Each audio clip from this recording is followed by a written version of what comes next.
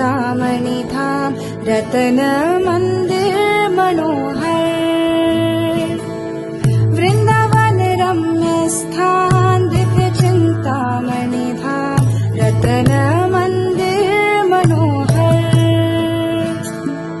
आवृत कालिंदिनी रे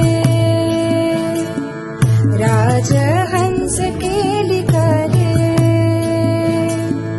ताहि शोभे कनक कमल, वृंदावन रम्य स्थान दिव्य चिंतामणि धाम रतन मंदिर मनोहर, द्वार मध्य हेम पीठ अष्टदले बेष्टित, अष्टदले प्रधान नायिका, दान मध्य रत्नसने बसिया छेन दुई जने, श्याम संगे सुंदरी राधिका, सुंदर राधिका, वृंदावन रम्य स्थान दिव्य चिंतामणि धाम रतन मंदिर मनोहर, वृंदावन रम्य स्थान दिव्य चिंतामणि धाम रतन मंदिर मनोहर।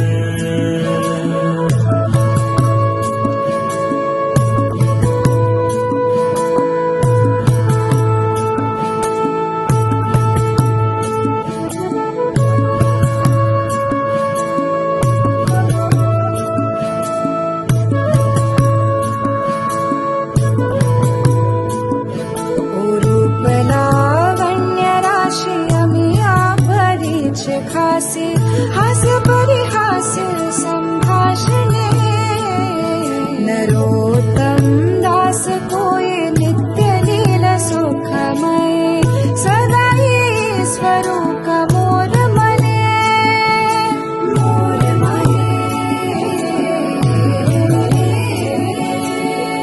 वृंदावन रम्य स्थान दिव्य चिंतामणि धाम रतन मंदिर मनोहर, वृंदावन रम्य स्थान दिव्य चिंतामणि धाम रतन मंदिर मनोहर। हरे कृष्णा कृष्ण कृष्णा हरे हरे, हरे राम राम राम हरे हरे, हरे कृष्णा कृष्ण कृष्ण हरे हरे, हरे राम राम राम हरे हरे।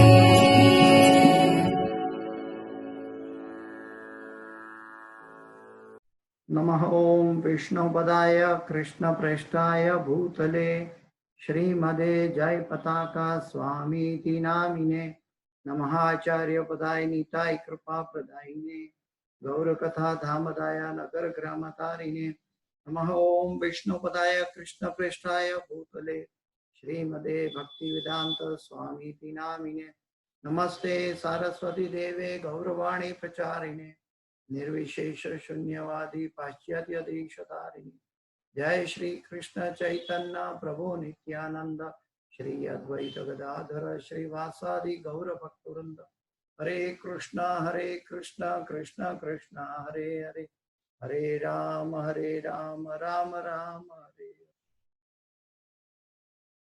ओम अज्ञानातिमिरान्धस्य ज्ञानाञ्जनशलाकया चक्षुरोन्मिलितं येन तस्मै श्रीगुरवे नमः। श्रीचैतन्यमनोभीष्टं स्थापितं येन भूतले स्वयं रूप गदा मह्यं ददाति स्वपदान्तिकं, वन्देऽहं श्रीगुरो श्रीयुतापदकमलं, श्रीगुरु वैष्णवांश्च श्रीरूपं साग्रजातं सगणा रघुनाथान्वितं तं सजीवं साद्वैतं सावधूतं परिजन सहितं कृष्ण चैतन्य देवं श्री राधा कृष्ण पादां सहगणा ललिता श्री विशाखान्वितांश्च। हे कृष्णा करुणा सिंधु दीनबंधो जगतपते गोपेश गोपिका कांत राधा कांत नमोस्तुते। तप्त कांचन गौरांगी राधे वृंदावनेश्वरी वृषभानुसुते देवी प्रणमामि हरिप्रिये। वाञ्छाकल्पतरुभ्यश्च कृपा सिन्धुभ्य एव च पतितानां पावनेभ्यो वैष्णवेभ्यो नमो नमः। श्री कृष्ण चैतन्य प्रभो नित्यानंद श्री अद्वैत गदाधर श्रीवासादि गौर भक्तवृंद। हरे कृष्ण कृष्ण कृष्ण हरे हरे, हरे राम राम राम हरे हरे। जयतां सुरतो पंगो मम मंदमते गतिर् मत्सर्वस्व पदाम्भोजो राधा मदन मोहन। कृष्णाय वासुदेवाय देवकी नंदनाय च नंद गोप कुमाराय गोविंदाय नमो नमः, गोविंदाय नमो नमः, गोविंदाय नमो नमः। नमः पंकजनाभाय नमः पंकजमालिने नमः पंकजनेत्राय नमस्ते पंकजांग्रिये। पंचतत्वाकं कृष्ण भक्तरूप स्वरूपकं भक्तावतार भक्ताख्यं नमामि भक्तशक्तिकं। हरे कृष्ण कृष्ण कृष्ण हरे हरे, हरे राम राम राम हरे हरे।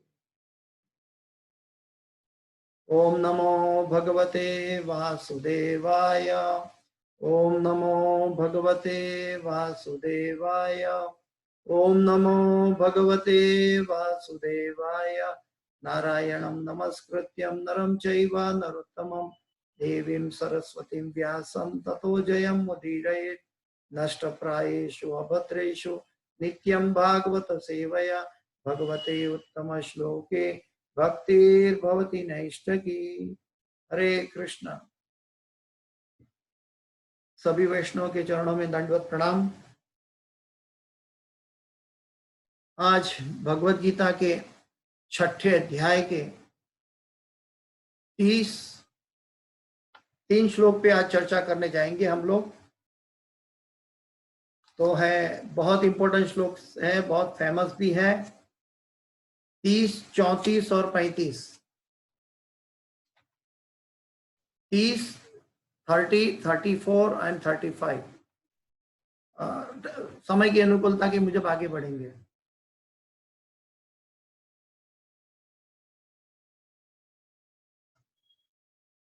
तीसवा श्लोक, 6ठे अध्याय का 30वां श्लोक।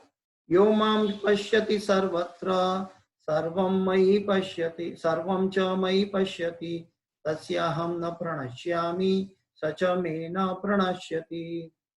यो मां पश्यति सर्वत्र सर्वं च मयि पश्यति तस्याहं न प्रणश्यामि स च मे न प्रणश्यति। यो मां पश्यन्ति सर्वत्र सर्वं च मयि पश्यति तस्याहं न प्रणश्यामि स च मे न प्रणश्यति। और कोई बताएगा? यो मां पश्यति सर्वत्र सर्वं च मयि पश्यति तस्याहं न प्रणश्यामि स च मे न प्रणश्यति। हरे कृष्ण। सुंदर। यो मां पश्यति सर्वत्र सर्वं च मयि पश्यति तस्याहं न प्रणश्यामि स च मे न प्रणश्यति। अनुवाद और तात्पर्य भाई ऐसी भक्तिवेदांत स्वामी श्रील प्रभुपाद महाराज की जय। अनुवाद। जो मुझे सर्वत्र देखता है और सब कुछ मुझ में देखता है उसके लिए न तो मैं कभी अदृश्य होता हूं और न वह मेरे लिए अदृश्य होता है। फिर से मैं पढ़ता हूं। जो मुझे सर्वत्र देखता है और सब कुछ मुझ में देखता है उसके लिए न तो मैं कभी अदृश्य होता हूं और न वह मेरे लिए अदृश्य होता है। तो भगवान यहाँ पे शुद्ध भक्त की व्याख्या कर रहे हैं। शुद्ध भक्त का क्या लक्षण है उसके बारे में बता रहे हैं। भक्तों के 3 प्रकार हम श्रीमद् भागवत में लेटर कैंटोस में बताए गए हैं। कनिष्ठ भक्त, मध्यम अधिकारी भक्त और उत्तम अधिकारी भक्त। तो आज का श्लोक में भगवान उत्तम अधिकारी भक्त की व्याख्या कर रहे हैं। उत्तम अधिकारी भक्त कौन है? आइए तात्पर्य में देखते हैं प्रभुपाद जी के तात्पर्य। भाई श्री भक्ति वेदांत स्वामी श्रील प्रभुपाद महाराज की जय। कृष्ण भावना भाविक व्यक्ति भगवान कृष्ण को सर्वत्र देखता है और सारी वस्तुओं को कृष्ण में देखता है। ऐसा व्यक्ति भले ही प्रकृति की पृथक पृथक अभिव्यक्तियों को देखता प्रतीत हो, किंतु वह प्रत्येक दशा में इस कृष्ण भावनामृत से अवगत रहता है कि प्रत्येक वस्तु कृष्ण की ही है, शक्ति की अभिव्यक्ति है।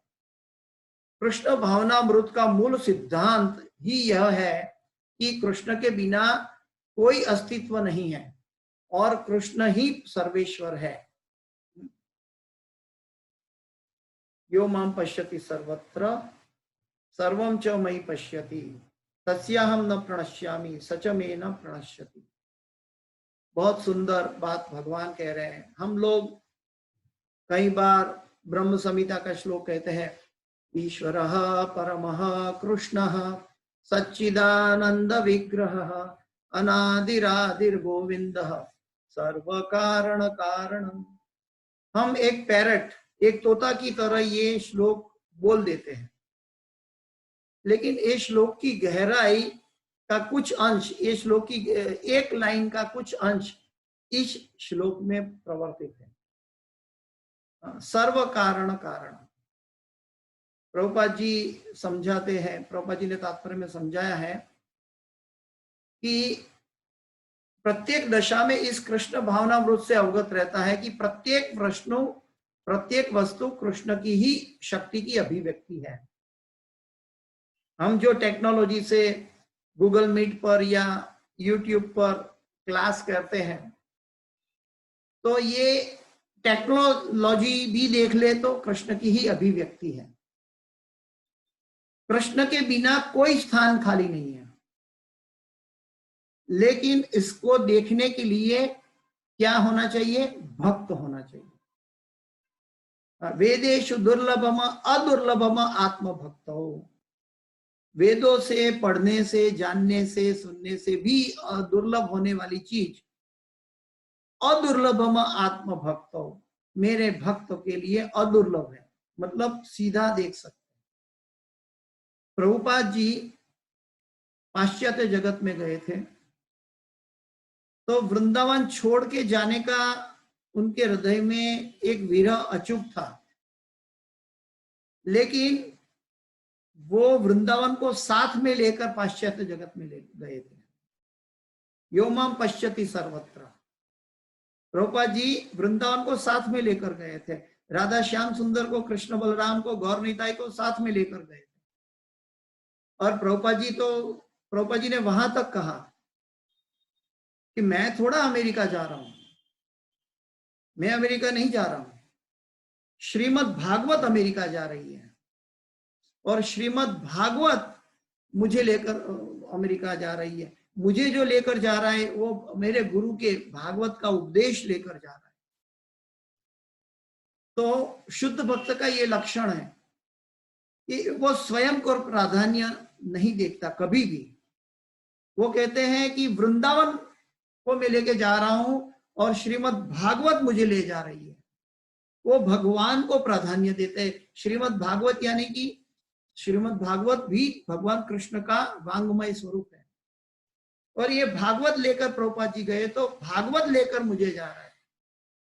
वो महत्ता अपने गुरु को, अपने भागवत को दे रहे थे। तो ये चीज अगर हमें देखनी हो तो हमें देखनी हो तो कैसे देखें?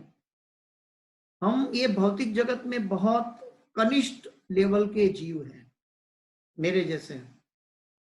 और कनिष्ठ लेवल में हम जब तक कोई भी भक्ति में आता है तो वो क्या करता है वो देखता है, दूसरे भक्त क्या करते हैं, उसके मन में क्या चल रहा होगा, वो अपने मन से हम परमात्मा बनकर एनालिसिस करने की कोशिश करते हैं।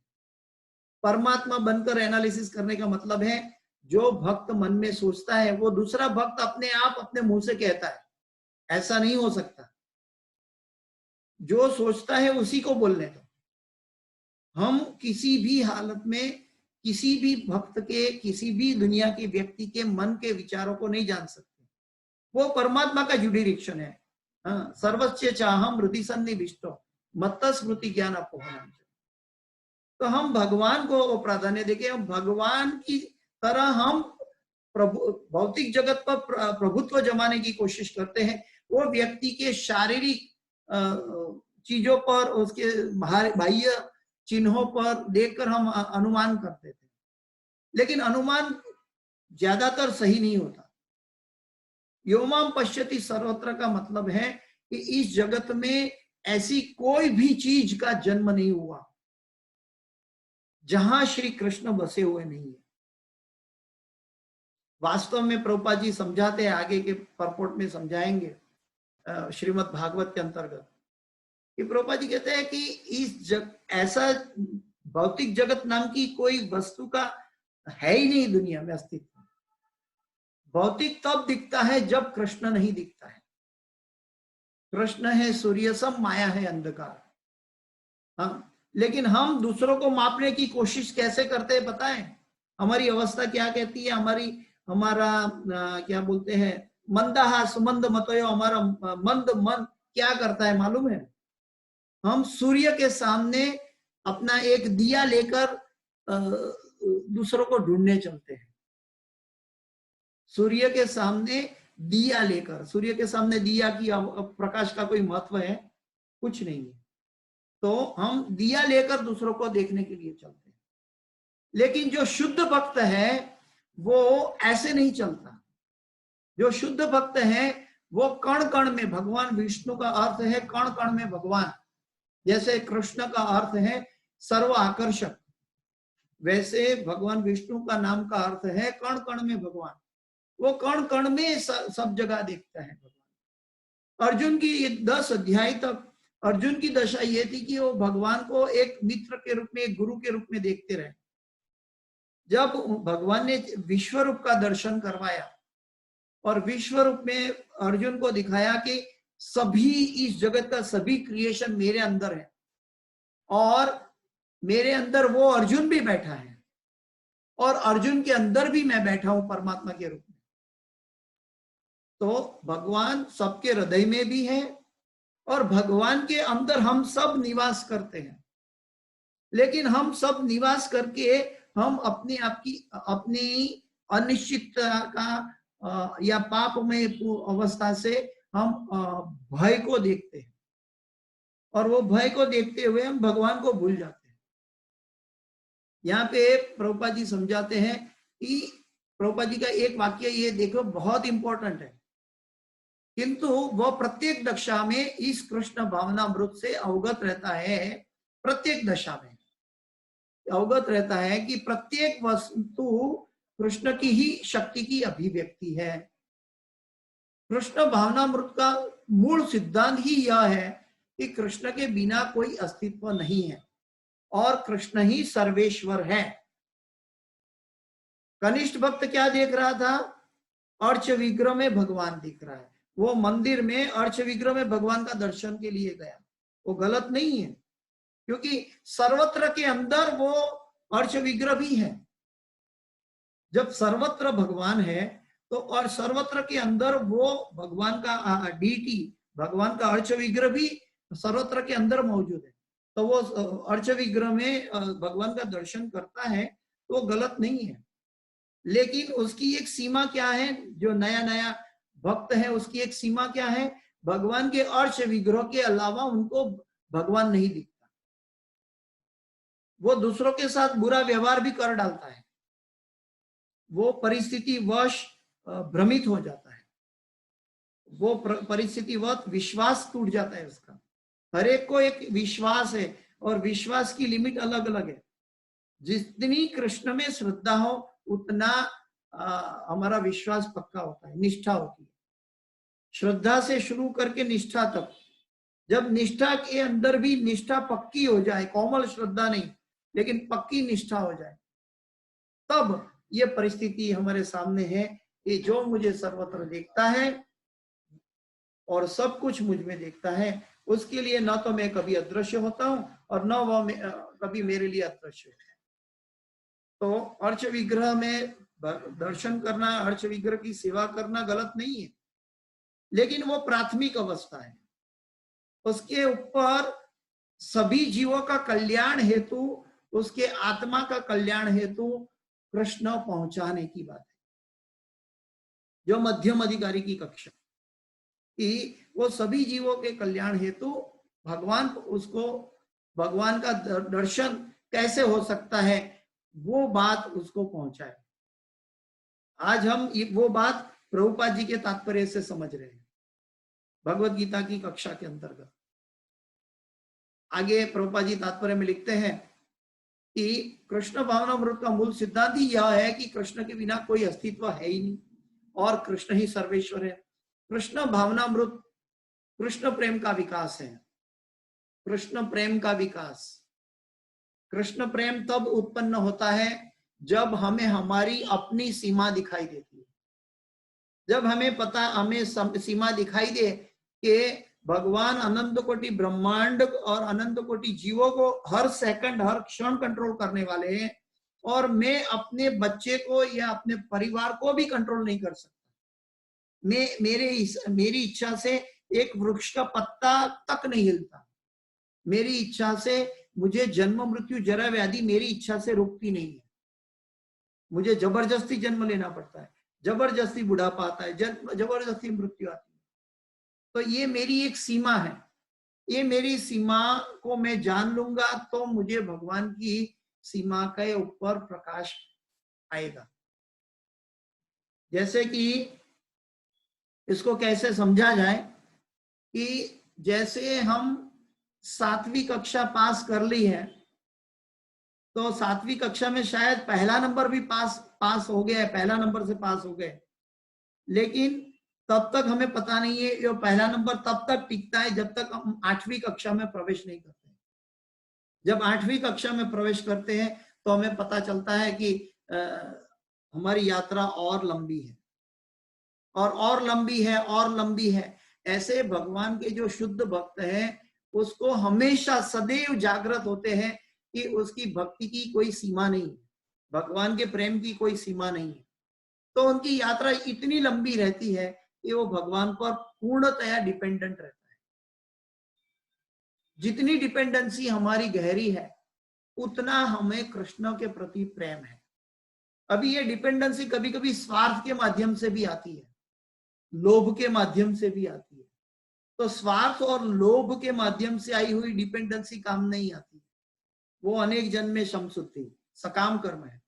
लेकिन अगर हम भगवान को प्रेम करने के लिए और हमारी सीमा को जानते हुए भगवान को सेवा में लगते हैं, क्यों? क्योंकि गुरु और की इच्छा है, गुरु और भगवान की प्रसन्नता के लिए, तब हम भगवान की भक्ति का, हमारा प्रेम का विकास हो सकता है। ऐसी स्थिति जो भौतिक मोक्ष से भी परे है, आत्म साक्षात्कार के ऊपर कृष्ण भावनामृत की इस अवस्था में भक्त कृष्ण से इस अर्थ में एक रूप हो जाता है कि उसके लिए कृष्ण ही सब कुछ हो जाते हैं और भक्त प्रेममय कृष्ण से पूरित हो उठता है। तब भगवान तथा भक्त के बीच अंतरंग संबंध स्थापित हो जाता है। देखिए, हमारे और भगवान के बीच में अंतरंग स्थापित करना कितना सहला है। प्रभुपाद जी ने अंतरंग संबंध स्थापित कर दिया है, इसीलिए उन्होंने ये अपना अनुभव तात्पर्य में प्रस्तुत किया है। उन्होंने कैसे स्थापित कर दिया? भगवान की अंतरंग अवस्था का संबंध है, फिर अभिधेय है, फिर प्रयोजन है। तो वो प्रयोजन में पहुंचने के बाद हमारे जैसे मेरे जैसे कनिष्ठ भक्त के लिए संबंध में से कैसे प्रवेश कर सकते हैं ये बता रहे हैं। संबंध का मतलब है ऋषि के न ऋषिकेश सेवनम भक्ति रुच्यते। संबंध का मतलब है हमारी इंद्रियों से भगवान की इंद्रियों की संतुष्टि करना। अभी हम भौतिक जगत में क्या कर रहे हैं, भगवान की दी हुई इंद्रियों से हमारे आनंद के लिए अपनी इंद्रियों को संतुष्ट करते हैं।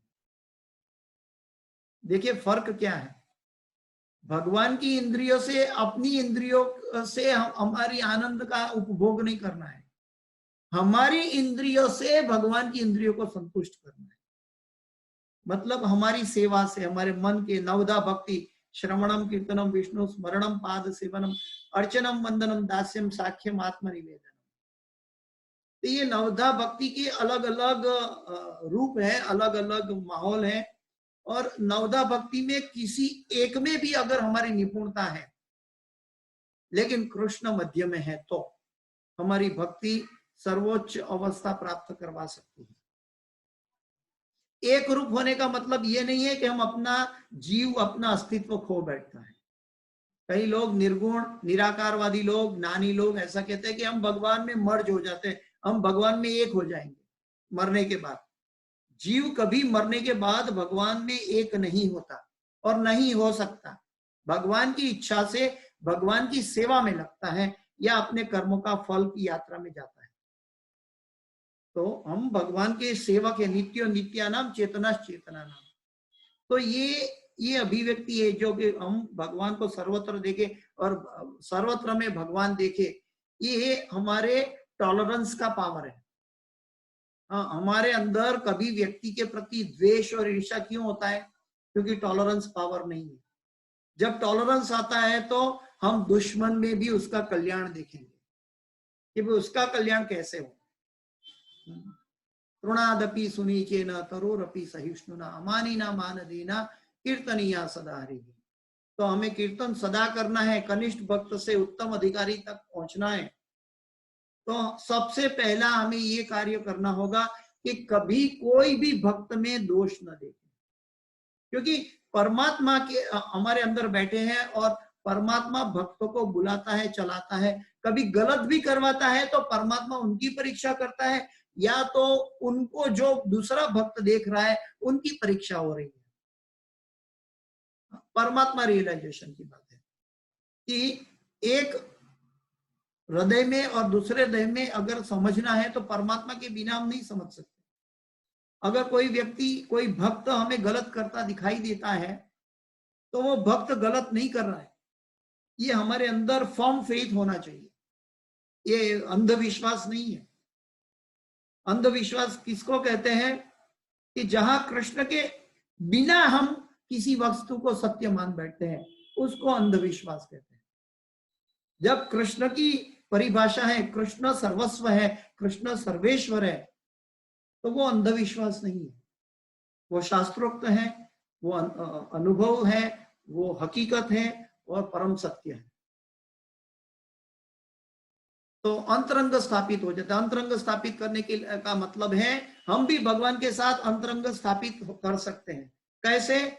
भगवान की इच्छा क्या है भगवान ने गीता में बताई है, भागवत में बताई है, भक्तों ने बताई है, बार महाजन ने बताई है कि भगवान को क्या चाहिए। तो ऐसे भक्तों के द्वारा या गीता के भगवान के आदेश के अनुसार अगर हमारा जीवन हो तो ऑटोमेटिक हमारा संबंध स्थापित हो चुका है। लेकिन अगर इस भगवत गीता की नियमों से हम विपरीत दिशा में इंद्रिय या मन की इच्छा पूरी करने चले जाते हैं, तब संबंध शांत हो जाता है, अज्ञानता में हम चले जाते हैं। तो उस अवस्था में जीव को विनष्ट नहीं किया जा सकता और न भगवान भक्त की दृष्टि से ओझल होते हैं। जीव को कभी विनष्ट नहीं होता है। जीव शाश्वत है, जैसे भगवान शाश्वत है वैसे जीव शाश्वत है। लेकिन जीव कभी कभी पापमय अवस्था में अपने कर्मों से, गर्हित कर्मों से, जघन्य कर्मों से, गलत कर्मों का रिजल्ट पाकर प्रकाश से दूर चला जाता है। जैसे कई बार कोई कहता है कोई साइंटिस्ट कह दे या कोई अज्ञानी कह दे या कोई अज्ञानी कह दे कि भगवान का रूप नहीं है या भगवान का अस्तित्व नहीं है, तो भगवान उसको ऐसे मदद करते हैं, उसकी इच्छा ऐसे पूरी करते हैं कि उसको उसकी इच्छा को भगवान बल देते रहेंगे और उसको ऐसा ही दिखेगा कि वो सत्य है और भगवान का अस्तित्व नहीं है। ना हम प्रकाश सर्वस्य योग माया सम, भगवान की योग माया तुरंत काम में लग जाएगी कि वो भगवान को देखना नहीं चाहता तो भगवान उसके लिए अदृश्य रहेंगे।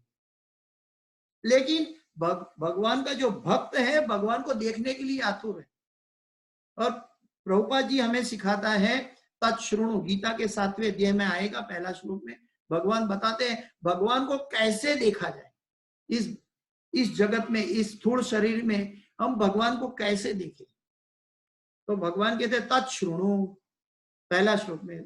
तो भगवान कहते हैं कि मुझे श्रवण की अभिलाषा से, भक्तों के द्वारा चरित्रों का, शास्त्रों का, भगवान की महिमा का श्रवण करने से हम भगवान को समझ सकते हैं, भगवान को देख सकते हैं।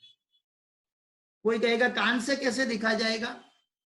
जब कान से सुनेंगे तो मन उस दिशा में विचार में लगेगा। जब कभी कभी कोई भक्त वृंदावन का वर्णन करता है, कोई भगवान की लीला का वर्णन करता है, तो हम वो लीला को एक्चुअल देखते हैं। जो शुद्ध भक्त हैं वो लीला को देख रहे हैं कि जो भक्त बोल रहा है वो लीला को देख रहा है। कैसे देख रहा है? अपने मन में वो लीला प्रकट करता है। लेकिन वो आया कहां से? कर्ण से। तो जब भगवान की लीला, भगवान की महिमा, प्रभुपाद जी के तात्पर्य भक्तों के द्वारा या कोई भी गुरु के द्वारा, साधु के द्वारा जो बोनाफाइड है, ऐसी भगवान की लीला और महिमा या भगवान का उपदेश कानों से एकाग्र चित्त से सुनेगा, उसका मन उस दिशा में लग जाएगा। आज हम सुनते हैं लेकिन मन कहीं और भटकता है। इसलिए हमारा क्या बोलता है कि वो जो 3 तरह का खिलौना था, कान से, एक कान से सुनना, दूसरा कान से निकाल देना। एक खिलौना था, दोनों कान बंद था, उसमें नहीं जा सकता। और तीसरा खिलौना था, वो एक मुंह से बाहर निकलता था और एक हृदय में जाता था। तो हृदय में कौन जाएगा? जो मन से दर्शन कर रहा है लीला का, जो मन से भगवान का उपदेश को अनुभव कर रहा है, समझने की कोशिश कर रहा है। और भगवान के उपदेशों को समझना अंधविश्वास नहीं है। याद रखे, अंधविश्वास किसको कहते हैं? अंधविश्वास उसको कहते हैं जहां भगवान कृष्ण माइनस है। कोई भी चीज में, जैसे साइंटिस्ट लोग जो प्रयोग करते हैं, उनको परिणाम का पता नहीं है, तो वो अंधविश्वास से शुरुआत करते हैं। साइंटिस्ट लोग की यात्रा शुरू होती है अंधविश्वास से, क्योंकि उसने कहा भी आगे भी प्रयोजन में कृष्ण नहीं है। वो उसकी दिशा कृष्ण की ओर जाने की है, लेकिन वो जानते नहीं कृष्ण को। वो सोचते हैं कि मैं स्वयं अपने प्रयोग से ढूंढ लूं। और भगवान के भक्त जो है वो पहले से भगवान को जानता है। किसके द्वारा जाना? तद्विद्धि प्रणिपातेन परिप्रश्नेन सेवया उपदेक्षन्ति तज्ज्ञानम ज्ञानिनास तत्वदर्शिना। जिन्होंने गुरु परंपरा के माध्यम से, 4थे अध्याय में भगवान ने बताया कि गुरु परंपरा के माध्यम से, गुरु के माध्यम से कर्णों को रस, जो कृष्ण कर्ण रसामृत जो है, जो कृष्ण रसामृत है, कृष्ण रसायन है, वो कानों से जिसने पीना शुरू कर दिया है, किसने पिया? गुरु के माध्यम से। तद्विद्धि प्रणिपाते। अभी गुरु, कहीं बोलेगा प्रभु जी हम तो गुरु महाराज से बहुत कम सुनते हैं, गुरु महाराज से सुनने का मौका बहुत कम मिलता है, तो हम कैसे जाने कि हम कर्ण रस पी रहे, कृष्ण रस पी रहे, कृष्ण रसायन पी रहे? तो कभी कभी हम पेड़ में देखते हैं, एक पेड़ होता है तो पेड़ में पहले ट्रंक होता है, बड़ा थर्ड होता है। श्री चैतन्य महाप्रभु का ट्रंक है, उसमें अनेक डालियां हैं। उसमें अनेक डालियां में, जैसे हमारा गौड़ीय वैष्णव परिवार है, हर एक डाली के अंदर एक सब ब्रांच है, उसमें प्रभुपाद जी की एक डाली है। प्रभुपाद जी की डाली के अंदर और एक ब्रांच है जिसमें हमारे गुरु महाराज है, और गुरु महाराज की डाली में और एक ब्रांच है जिसमें हम सब है। तो जब वो डाली से वो पेड़ से हम जुड़े हुए हैं, तो हम वो कृष्ण रस पी रहे हैं। जैसे गुरु के माध्यम से मिला, प्रभुपाद के माध्यम से गुरु को मिला, गुरु के माध्यम से हम सबको मिला, हम सबके माध्यम से ये श्रोतागण सुन रहे हैं। तो जब तक पोस्टमैन का कार्य हो रहा है, जब तक एज इट इज बताया जा रहा है, तब तक तो हम आज भी कृष्ण के उपदेश को सुन रहे हैं। वो बात अलग है स्पीकर की लायकात है या नहीं। स्पीकर की लायकात के अंदर इतना ही है कि वो अपने गुरु और साधु गुरु शास्त्र से जुड़ा हुआ होना चाहिए। आगे आगे बताता है कि तब भगवान तथा भक्त के बीच में अंतरंग संबंध स्थापित हो जाता है। हाँ, उस अवस्था में जीव को विनष्ट नहीं किया जा सकता और न भगवान की भक्त की दृष्टि से ओझल होते हैं। कृष्ण में तादात्म्य होने यानी आध्यात्मिक लय आत्मविनाश है। यानी कि कई लोग कहते हैं कि हम भगवान में लय हो जाएंगे, ऐसा नहीं होता। भक्त कभी भी ऐसी विपदा नहीं उठाता।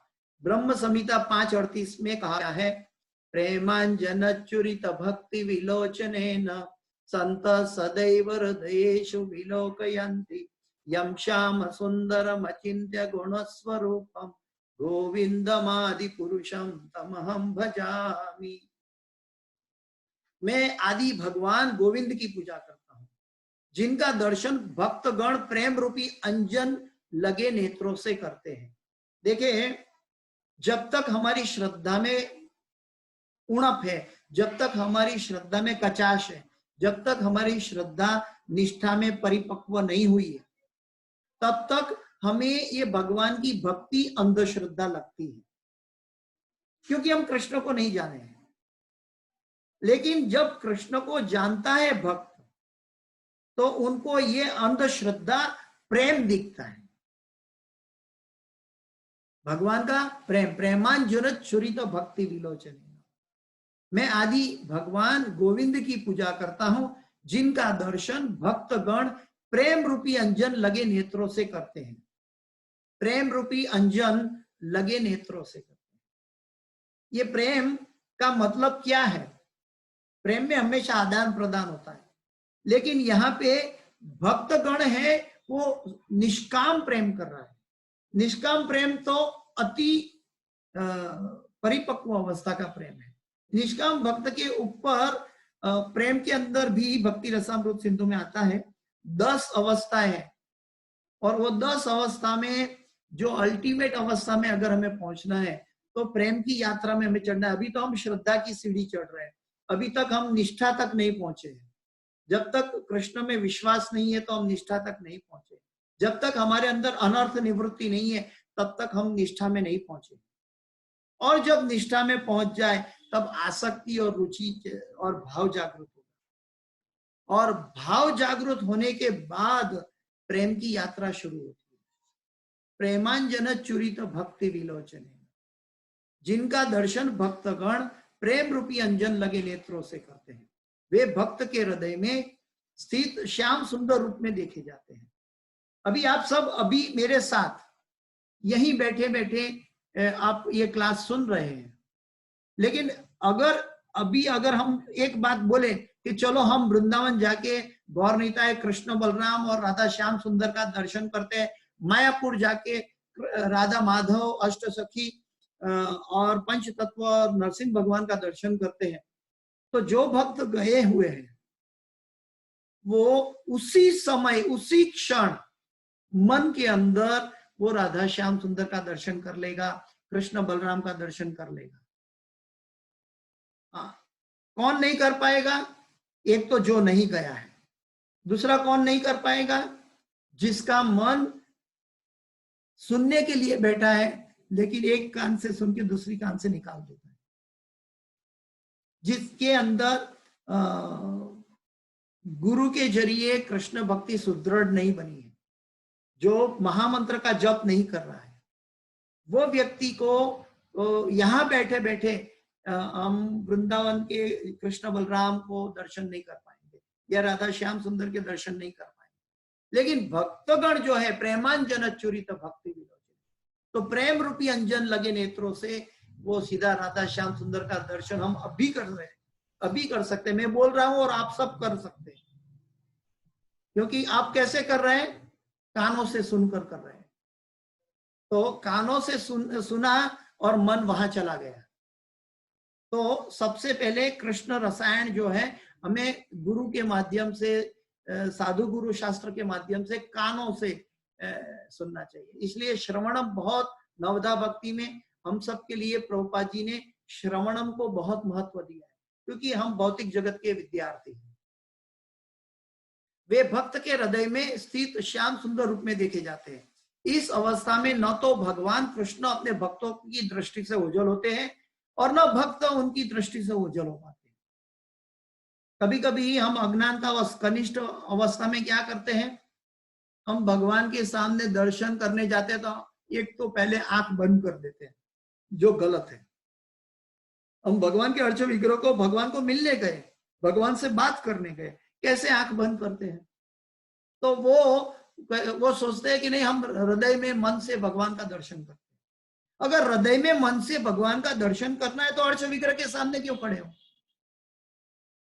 अर्च विग्रह के सामने भगवान ने अपना अर्च विग्रह हम सब जैसे लोगों के लिए दिखाया कि हमारे अंदर वो प्रेम रूपी अंजन से भक्ति जागे। अर्च विग्रह हमारा वार्तालाप करने के लिए योग्य है। अगर हमारे अंदर शुद्ध प्रेम है, प्रेमांजन चुरित भक्ति विलोचन, तो हम भगवान के अर्च विग्रह के साथ बात भी कर सकते, जैसे प्रभुपाद जी करते। लेकिन ये अंदर श्रद्धा से बात नहीं होगी, ये सकाम भक्ति से भी बात नहीं हो पाएगी। सकाम भक्ति मेरे लाभ लालच से मैं भगवान से बात करना चाहूंगा और फिर मन जो कहेगा उसको उपदेश मान लूंगा, तो ऐसे ही ये गलत है। ये मनोधर्म है, कॉन्कोक्शन है। जब हमारी भगवान से बात तब कर सकते हैं जहां मैं नहीं होता, जहां मैं भगवान की सेवा करने के लिए लगा होता, जब मैं अपनी इंद्रियों से भगवान की इंद्रियों के लिए संतुष्ट सेवा में लगाने के लिए तत्पर होता, तब बात हो पाएगी। हाँ। वे भक्त के हृदय में स्थित श्याम सुंदर रूप में देखे जाते हैं। इस अवस्था में न तो भगवान कृष्ण से अपने भक्त की दृष्टि से उज्जवल होते हैं या और न भक्त उनकी दृष्टि से उज्जवल होता है। राजकारण में भी आजकल हम देखते हैं कि राजकारण में भी जो चालू चपलासी करता है, यहाँ पे भगवान की चालू चपलासी नहीं करनी, यह भगवान की सर्वश्रेष्ठता है। तो वो उसको एक भौतिक जगत का व्यक्ति जो भगवान को नहीं देखता है, अपने आप को कृष्ण का पद धारण करता है, तो उसको प्राधान्य देता है। एक इसकी इच्छा कहां से आई? क्योंकि वो भगवान का अंश है, इसलिए उनके अंदर ये विचार आया, लेकिन वो गलत तरह से आया, भौतिक कलमश के साथ आया। लेकिन भक्त के अंदर भौतिक कलमश नहीं होना है। वो अपने स्वार्थ के लिए नहीं जाता, चालू चपलासी के नहीं जाता, वो भगवान की महिमा के लिए, भगवान को प्रसन्न करने के लिए। यही बात योगी के लिए भी सत्य है, क्योंकि वह अपने हृदय के भीतर परमात्मा रूप में भगवान का दर्शन करता रहता है। कई बार कई योगी जन जो है, कलयुग के योगी की बात नहीं करते होगा कोई, लेकिन जो तपलोक में योगी जन है, योगी नाम अपि सर्वेशाम मदगते अंतरात्मना, तो जो योगी हृदय में भगवान को दर्शन करना चाहते हैं और उनकी साधना शुद्ध और तीव्र होती है, परिपक्व अवस्था में होती है, तो वो योगी को समाधि अवस्था में भगवान उसके हृदय में परमात्मा रूप में दर्शन देते हैं। जैसे प्रहलाद महाराज या ध्रुव महाराज जब पहले ध्यान में बैठे थे, तो उसका अचानक परिपक्व अवस्था हुई, तो भगवान उसके हृदय में चतुर्मुख रूप में भगवान विष्णु के रूप में दिखाई देते थे, और वो परिपक्व अवस्था में समाधि में ध्रुव महाराज भगवान की तप कर रहे थे। जब वो तप से उसका मन भंग हो गया, उसकी साधना में समाधि टूट गई, तो उनको लगा, अरे अभी भगवान मेरे हृदय में चतुर्भुज रूप में खड़े थे, वो कहाँ चले गए? और जैसे उसकी समाधि खुली तो उसकी आंख खुली कि भगवान कहाँ चले गए। अभी तो मेरे साथ थे। और जैसी आंख खुली तो भगवान चतुर्भुज रूप में उसके सामने दर्शन देने के लिए खड़े थे, क्योंकि प्रहलाद महाराज भक्त थे। प्रहलाद महाराज, ध्रुव महाराज भक्त थे। लेकिन योगी जन को परमात्मा के रूप में दर्शन देते हैं, योगी जन को परमात्मा रूप में दर्शन देते हैं, लेकिन भगवान की भक्ति और योगी की बात दोनों में बहुत बड़ा अंतर है। क्या अंतर है, आप कोई कह सकेगा? योगी जन भी परमात्मा के रूप में हृदय में भगवान का दर्शन करता है, और भक्त गण भी प्रेमांजना चूरी तो भक्ति विलोचने न, भक्त भी सदा भगवान का दर्शन करता है। यो मां पश्यति सर्वत्र सर्वम च मयि पश्यति। लेकिन कैसे, दोनों में अंतर क्या है? योगी जन जो है वो परमात्मा का दर्शन कुछ क्षण के लिए करता है, लेकिन बाद में वो परमात्मा की सेवा नहीं कर सकता। सेवा वो प्रेम का सीक्रेट चाबी है। जो प्रभुपाद जी ने कहा डिवोशनल सर्विस, जो प्रेम है उसकी चाबी कहां पे है? सेवा के अंदर छुपी हुई है। भौतिक जगत में हम देखते हैं कि जैसे पत्नी पति की सेवा करती है तो पति को पत्नी के पर प्रेम होता है, और बच्चे उनके संतान माता पिता की सेवा करते हैं तो माता पिता को भी बच्चे पर प्रेम होता है, और माता पिता बच्चे को प्रेम करते हैं तो बच्चे को भी माता पिता पर प्रेम उत्पन्न होता है। तो ये प्रेम की परिभाषा आदान प्रदान की है। लेकिन कैसे है? सेवा से। जब सेवा नहीं है तो प्रेम उत्पन्न नहीं होगा। और कलयुग में सबसे बड़ी सेवा भगवान की कैसे की जाती है? कृते ध्यायतो विष्णु त्रेताया भजतो मुखे द्वापरे परिचर्याया कलयुग हरि कीर्तना। तो कलयुग में जो भगवान की सर्वश्रेष्ठ सेवा है वो हरे कृष्ण महामंत्र के नाम जप या हरे कृष्ण महामंत्र का संकीर्तन से होती है। हम कहेंगे कि हम पदार्थ कनिष्ठ जीवन में देखेंगे, हम पदार्थ से देखना चाहेंगे कि हम इस बार वृंदावन धाम या मायापुर धाम कार्तिक में या पुरुषोत्तम मास में नहीं जा सके। लेकिन भक्त जो भगवान का शुद्ध भक्त है वो जानता है कि चैतन्य महाप्रभु राधा रानी हमसे कभी बिछड़ी हुई नहीं है, वृंदावन धाम हमसे बिछड़ा हुआ नहीं है। जब महामंत्र का जप होता है तो भगवान हमें गोलोक का ही विप्रलंब भाव की सेवा करवा रहे हैं। इस कोरोना की अवस्था में भी विप्रलंब भाव में हम वृंदावन में हैं, हम गिरिराज में हैं। कितने भक्त टेक्नोलॉजी के माध्यम से हमें ब्रजमंडल परिक्रमा करवाई, नवद्वीप परिक्रमा करवाई, अभी पूरी परिक्रमा करवा रहे हैं 8 बजे। तो ये बात जो है भक्तों के पास हमेशा मौजूद रहती है। भक्त क्या ढूंढता है? कहाँ पे भक्तों का संग है, कहाँ पे भक्तों की चर्चा है, कहाँ पे शास्त्रों का उपदेश है, कहाँ पे भगवान का नाम का संकीर्तन है। वो मधुमक्खी जैसा है। हम भौतिक जगत के लोग जो जिसको कृष्ण नहीं मिला है, जो अंधश्रद्धा में डूबे हुए, उनको क्या मिलता है? कहाँ पे गलतियां हैं, कहाँ पे द्वेष है, कहाँ पे ईर्ष्या है, कहाँ पे तू में है, कहाँ पे अहंकार है, कहाँ पे मैं हूं। तो ये अवस्था भौतिक जगत की दुर्दशा है। और आध्यात्मिक जगत में हमारे इस्कॉन में ये सभी भक्त गण हर रोज कोई ना कोई ऑनलाइन प्रोग्राम में देखते हैं, सुनते हैं, यात्रा में जुड़ते हैं, या शास्त्रों का अध्ययन करते हैं, या बुक, ये गीता जयंती का महीना है, बुक डिस्ट्रीब्यूशन में चले जाते हैं, या महामंत्र का जप करते हैं, या भक्तों का संग करते हैं, सत्संग करते हैं। तो प्रभुपाद जी ने अंतरराष्ट्रीय कृष्ण भावनामृत संघ में फ्लाई से यानी गंदी मक्खी से मधुमक्खी बनाने का ये अस्पताल बनाया है। हम सब फ्लाई थे, हम सब कचरे की मक्खी थे। वो कचरे की मक्खी को प्रभुपाद जी ने ऐसा अस्पताल बनाया है, कृष्ण नाम रसायन जोड़कर।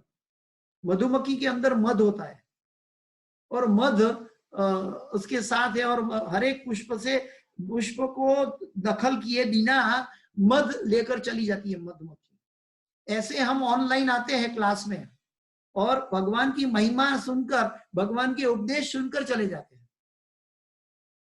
तो ये भी एक मधुमक्खी हमने किसने बनाया? गुरु ने बनाया। हमारे अंदर गीता और भागवत की भावना क्या किसने जगाई? गुरु ने जगाई।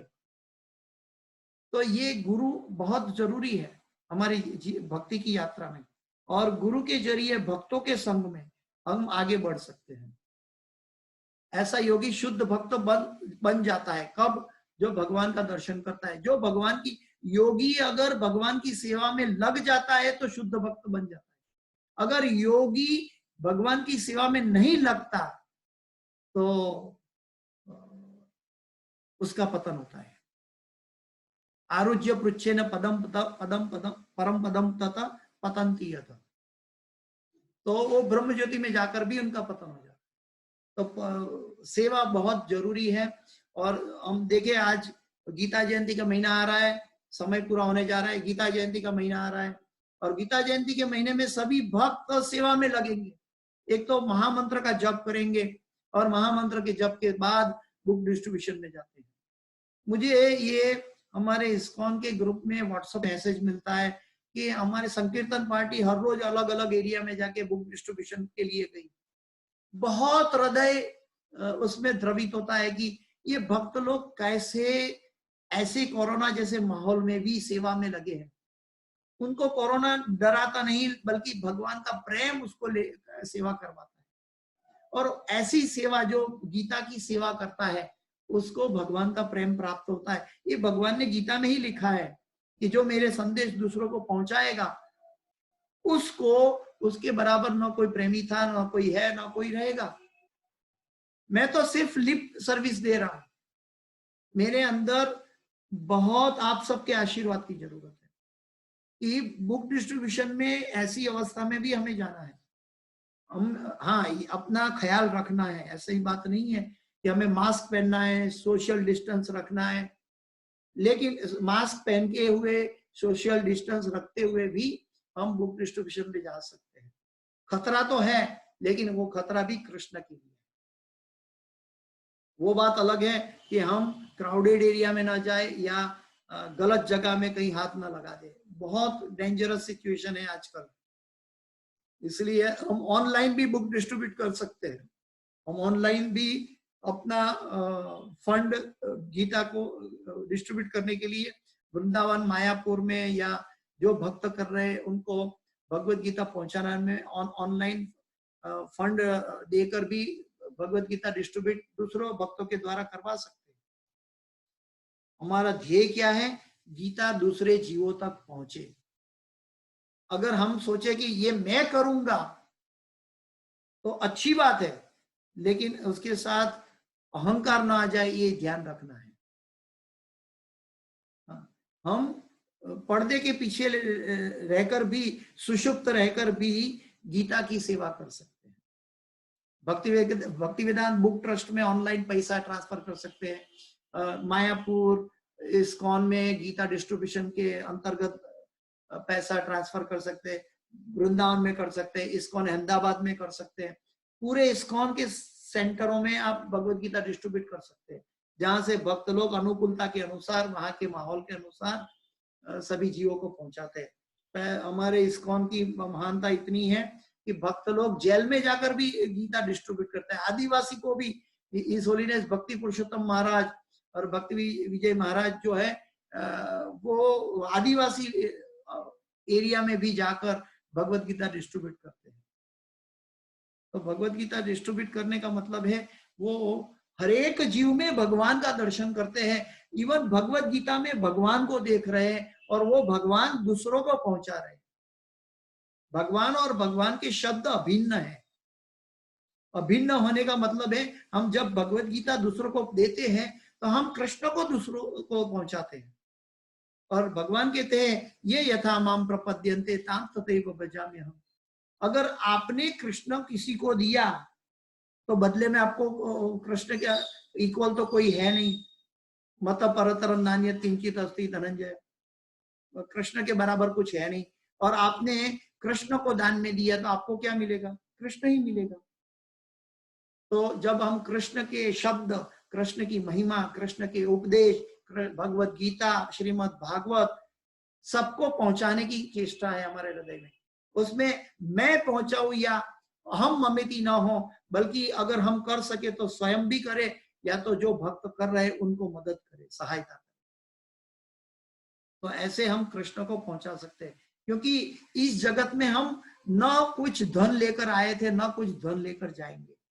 हमारे पास जो धन है उसका सर्वश्रेष्ठ उपयोग हम भगवत गीता डिस्ट्रीब्यूशन में कर सकते हैं।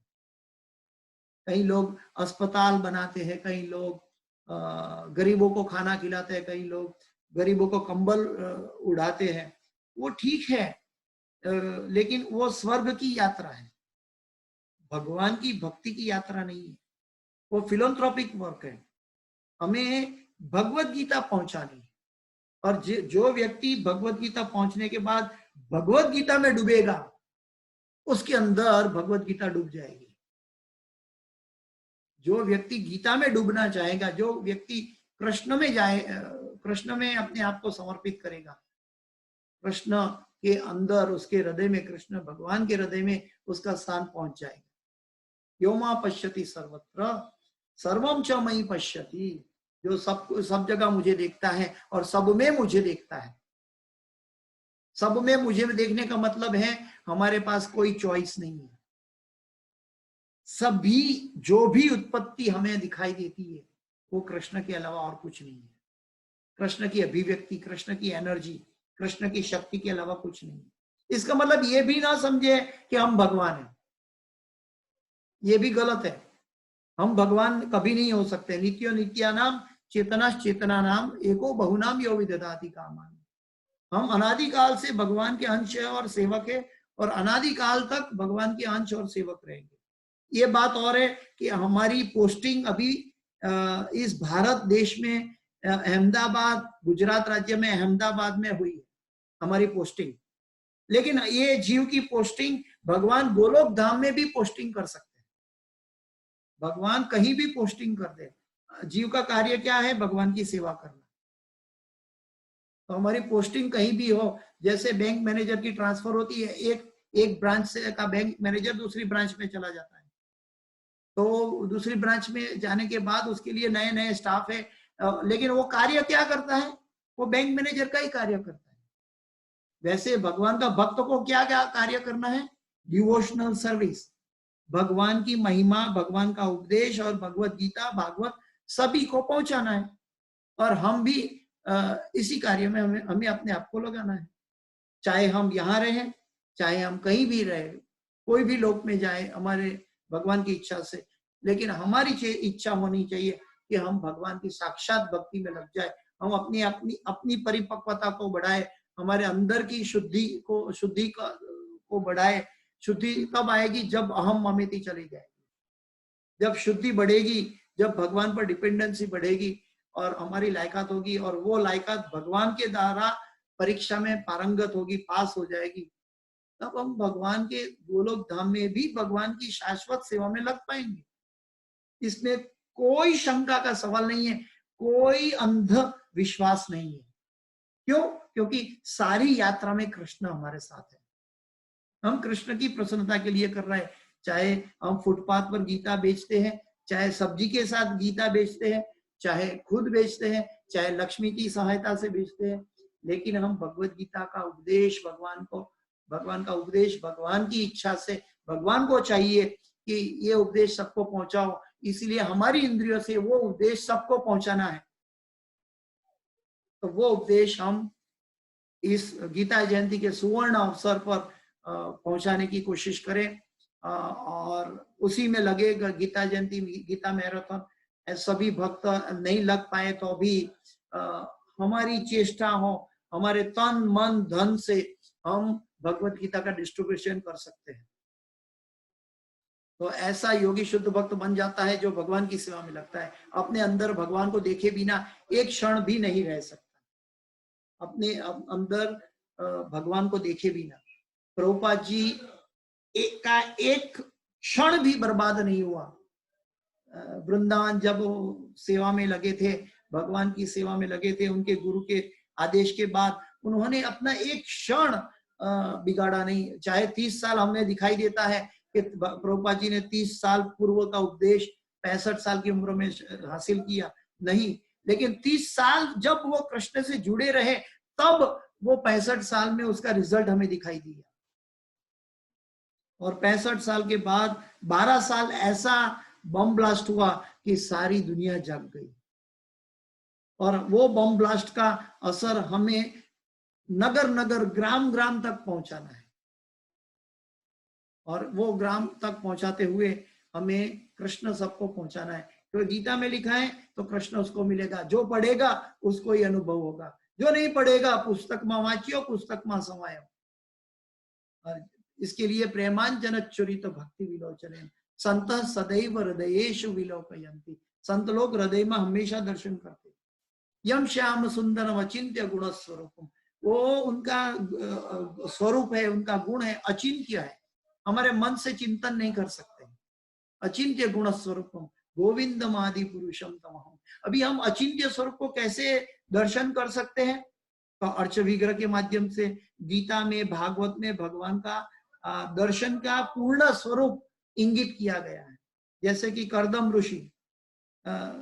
ऋषि जब ध्यान में बैठे थे और उनको भगवान का दर्शन हुआ, तो उनको भगवान का दर्शन हुआ तो भगवान के एक एक अंग कैसे दिखते थे वो श्रीमद् भागवत में वर्णित है, 3रे स्कंद में और आगे के कांटों में वर्णित है कि इवन कर्दम ऋषि जिसके घर में भगवान प्रकट होने वाले हैं, कपिल भगवान, वो 1000 साल तपस्या की, तो उनको तपस्या करने के बाद भी भगवान का, जब 1000 साल के बाद भगवान का प्रत्यक्ष दर्शन हुआ तो वो भगवान कैसे दिखाई देते थे, उनके बाल कैसे थे, उनके हाथ में बाजूबंद कैसे थे, भगवान ने कैसा वस्त्र धारण किया था, भगवान के हाथ बाजूबंद भुजाएं कैसी थी, भगवान के पाद कैसे थे, सभी वर्णन, एक एक वर्णन श्रीमद् भागवत में है। अगर हम उसको पढ़ेंगे, अगर हम उसके बारे में सुनेंगे तो वो कानों से हमारे हृदय में वो भगवान का दर्शन हो सकता है। लेकिन अचिंत्य स्वरूप से हम मनोधर्म से दर्शन करना चाहेंगे तो गलत रास्ते पे चली जाएगी गाड़ी। हम भगवान का दर्शन नहीं, हम अपराध कर बैठेंगे। हमें दर्शन करने की विधि है साधु, गुरु और शास्त्र। तो इसके साथ दूसरी 2 कक्षा लेनी थी, बहुत इंपॉर्टेंट थी, अगले शुक्रवार को लेंगे। दूसरे 2 श्लोक एक साथ में लिया जाएगा और दोनों बहुत इंपॉर्टेंट है।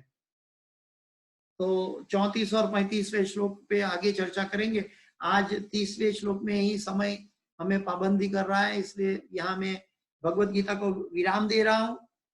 कोई भक्त का कोई प्रश्न है गूगल मीट पर? प्रभु जी,